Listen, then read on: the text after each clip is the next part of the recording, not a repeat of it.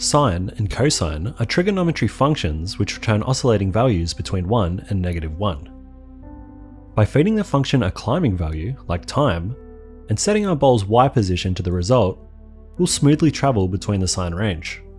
If we add an offset to our time input, we can begin to observe the benefits sine provides. Cosine yields similar results to sine, but leads by 90 degrees. Where do these degrees come from, you may ask? Well, let me explain how these values are generated. Meet the unit circle. It's just a circle with a radius of 1. Let's say we input 225 degrees into both our sine and cosine functions.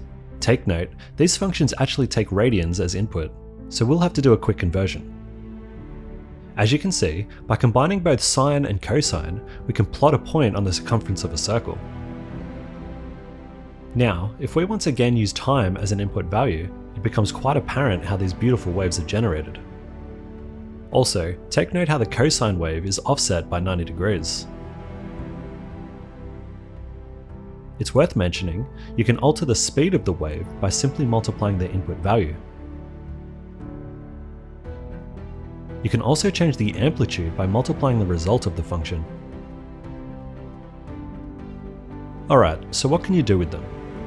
Well, you can obviously make waves in circles, but here are a few additional examples.